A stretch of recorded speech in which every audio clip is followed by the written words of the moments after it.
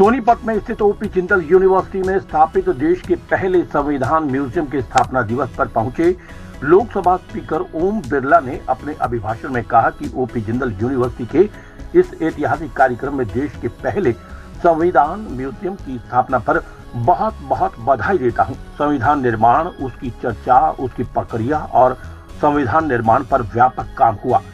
आज हमारा संविधान पूरे विश्व का मार्गदर्शक है।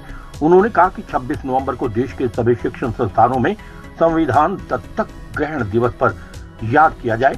आज पूरे विश्व भर के देश लोकतंत्र प्रक्रिया को अपनाया जा रहा है। हमारी विरासत ही लोकतंत्र की है। उन्होंने कहा कि देश में विविधताओं को जोड़ने का काम संविधान ने किया। पूरे विश्व में वासुदेव कुटुंबकम पर काम किया गया। महात्मा गांधी के विचारों को पूरी दुनिया मान रही है। पूरे विश्व भर के देशों में महात्मा गांधी की मूर्ति लगी हुई है। जब बाबा भीमराव अंबेडकर ने संविधान बनाया तो उस समय की आवश्यकता थी समानता, आजादी और बंधुता की, और आज हमने पूरे समाज में संविधान से समाज में बड़े परिवर्तन किए हैं। हमारे संविधान ने अहम भूमिका निभाई है। हमारे संविधान को यहाँ से भारतीय पूरे विश्व में पहुंचाने का काम करेंगे। और उन्होंने कहा कि एक साथ मिलकर सभी समाज के लोगों को सामूहिक होकर नए भारत निर्माण में काम करना होगा। हम सभी नए भारत निर्माण, विकसित भारत के निर्माण कार्य में भाग लेंगे। ओपी जिंदल ग्लोबल यूनिवर्सिटी के इस ऐतिहासिक कार्यक्रम में जब देश के अंदर निजी विश्वविद्यालय के अंदर पहली बार भारत के संविधान संग्रहालय की ऐतिहासिक शुरुआत हो रही है, इसके लिए मैं इस विश्वविद्यालय के कुलाधिपति, मेरे मित्र, लोकसभा में सांसद श्री नवीन जिंदल जी को बहुत बहुत शुभकामना देता हूं, बधाई देता हूं, जिन्होंने एक ऐसा कार्य किया है जो हमारी आने वाली पीढ़ियों को संविधान निर्माण, उसकी प्रक्रिया, उसकी चर्चा, किस तरीके से भारत के लोकतंत्र के अंदर, संविधान निर्माण के अंदर पूरा लोकतांत्रिक प्रक्रिया से हर अनुच्छेद पर, अनुसूची पर व्यापक चर्चा हुई, डिबेट हुई, और किस तरीके से हमने एक ऐसा संविधान बनाया जो आज दुनिया का मार्गदर्शक है। और इसीलिए इस विश्वविद्यालय ने निश्चित रूप से वर्तमान पीढ़ी भी और भावी पीढ़ी को हमारी जो विरासत है, हमारी जो संस्कृति है, जो हमारे लोकतांत्रिक के मूल्य हैं, उनको प्रेरणा देगी। आज मुझे खुशी है इस कार्यक्रम के अंदर भारत सरकार के विधि, न्याय, संसदीय कार्य मंत्री, जिनकी लॉ का अनुभव भी है, सरकारी सेवा का अनुभव भी है और एक लंबा संसदीय अनुभव है, श्री अर्जुन राम मेघवाल जी यहाँ पर पधारे हैं। हमारे वाइस चांसलर राजकुमार जी, सभी अतिथिगण, सबको मैं शुभकामनाएं देता हूं, बधाई देता हूं। आज के 3 दिन बाद 26 नवंबर को पूरे देश के अंदर, देश के हर विश्वविद्यालय, कॉलेज, सरकारी संस्थान, निजी संस्थान में एक नई शुरुआत की है। ये शुरुआत की भारत के प्रधानमंत्री ने 2015 में, और उन्होंने कहा कि जिस दिन ये संविधान एडॉप्ट हुआ था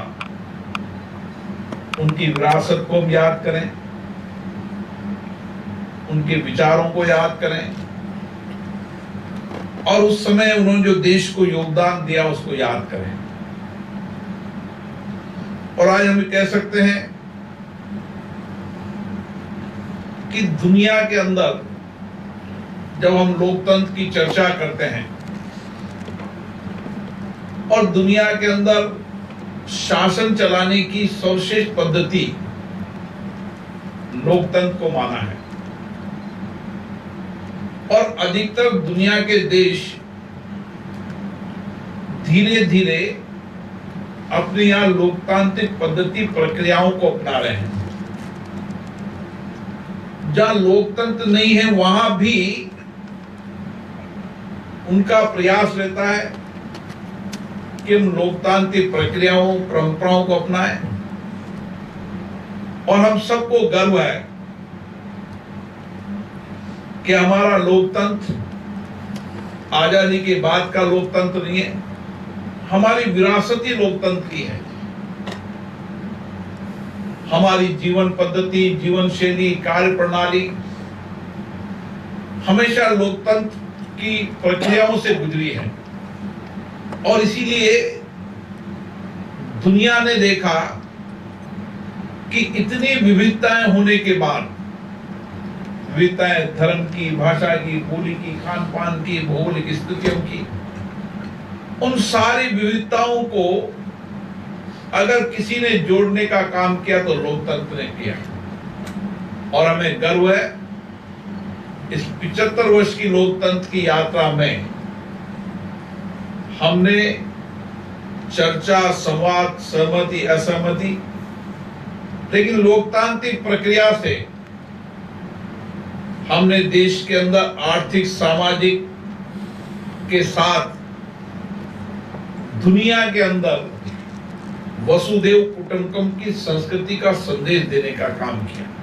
जो फ्रेंच रिवॉल्यूशन हुई 1789 में, वहां का उस समय के थिंकर थे रूसो, उसने एक स्लोगन दिया था और उसके बाद वहां एक क्रांति हुई, जार का शासन गया, डेमोक्रेटिक सेटअप आया।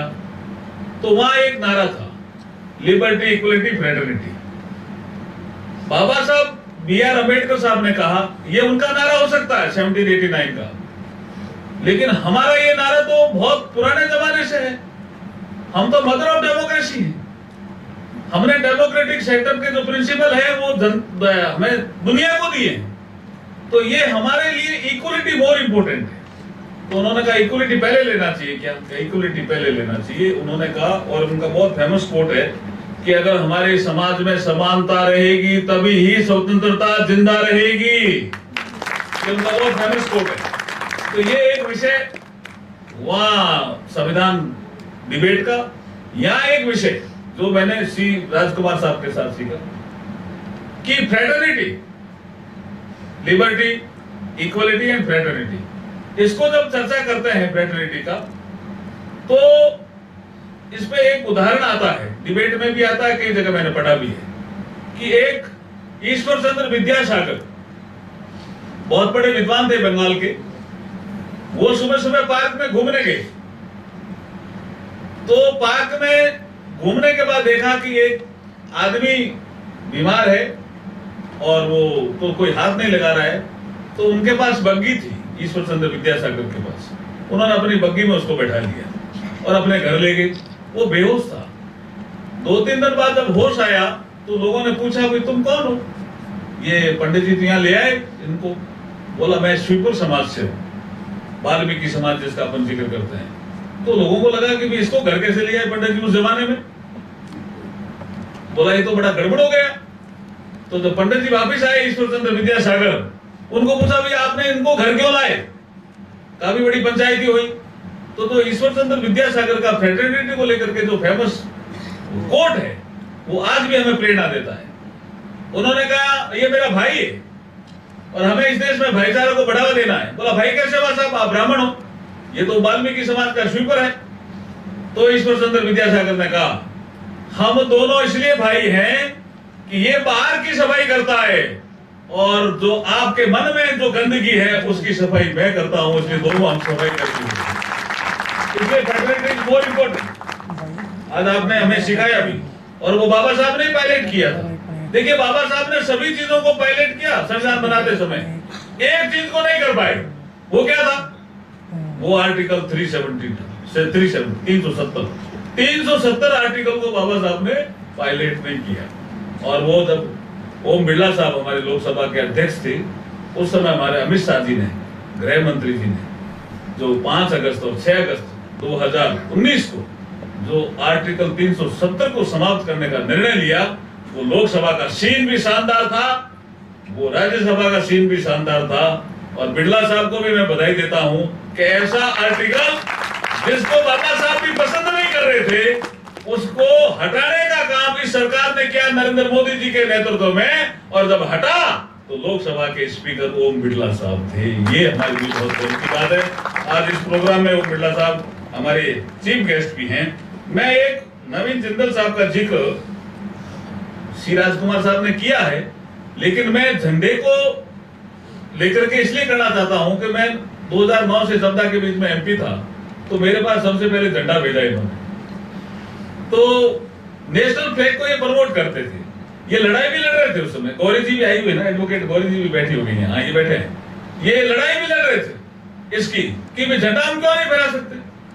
और इस लड़ाई में ये जीते और सुप्रीम कोर्ट ने बोल्ड किया कि झंडा फहरा सकते हो, ठीक है, एक हाइट कर दी थी, इस हाइट को आप कर सकते हैं। लेकिन अब नरेंद्र मोदी जी आए, उन्होंने झंडा जो फहराने के जो नियम है उसमें संशोधन करके कह दिया कोई भी आदमी अपने घर पे कभी भी झंडा फहरा सकता है, कोई मनाही नहीं है। रात को उतारना पड़ेगा, वो भी जरूरी नहीं, ऐसा उन्होंने कह दिया। सब चीजें ठीक कर दी उन्होंने।